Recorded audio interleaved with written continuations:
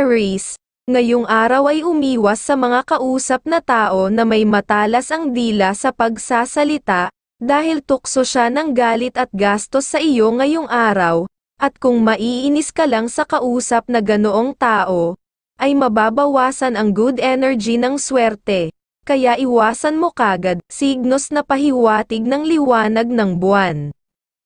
Taurus, ngayong araw ay maging maingat ka sa mga usapang pera, lalo na sa bagong makakausap kung masyadong maganda ang sinasabi ay lalong maging wise, at iwasan mo ang alak na pag-inom sa gabi para sa iyong kalusugan, signos na pahiwatig ng sikat ng araw. Gemini, huwag ka muna mamasyal ng mag-isa ngayong araw, dahil may aura ka na lapitin na para kausapin, dahil sa iyong aura ng kagandahan o kagwapuan na tukso ng gastos at pagkalungkot, ang kayang maibibigay sa iyo kaya laging maging maingat, ang signos na pahiwatig ng mga bituin. Cancer, ngayong araw ay mag-ingat sa lalaki na mahusay magsalita, dahil ang gusto ay makakuha ng pakinabang sa iyo lalo na kung bagong kakilala, at umiwas ka sa seafoods na pagkain sa gabi, signos na pahiwatig ng liwanag ng buwan.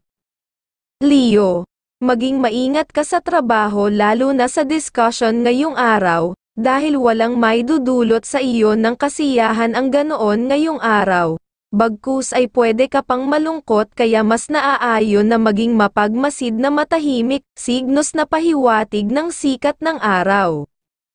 Virgo, pag-iingat sa kalusugan kaya ang pagligo sa malalaking tubig ay iwasan muna ngayong araw, at saka kung magbibiyahe ay huwag kakalimutan ang mga gamot muli para sa iyong kalusugan na maingatan, signos na pahiwatig ng mga bituin.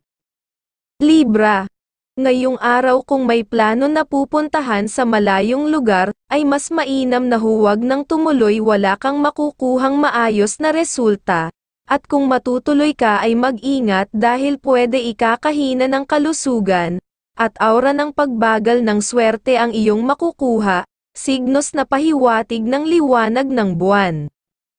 Scorpio, ngayong araw ay dapat kang umiwas sa pakikipagtalakayan, sa lahat ng klase dahil wala kang makukuhang maayos na para sa iyo, pwedeng ka pang magalit at magbabawas ng iyong swerte sa gustong magagawa ngayong araw, kaya dapat kang umiwas signos na pahiwatig ng sikat ng araw.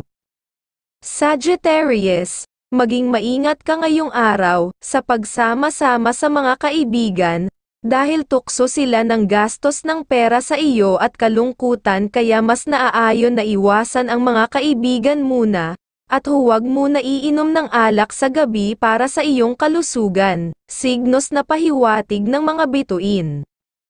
Capricorn, huwag ka muna makipag-usap pag may kaugnayan sa pera, dahil magagastusan ka ng biglaan, at umiwas ka muna makisama sa mga kumpare o kumare, ngayong araw kung ikaw ay aayain sa paglilibot dahil pwede kang mabigyan ng ikakamalas sa pera, signos na pahiwatig ng liwanag ng buwan.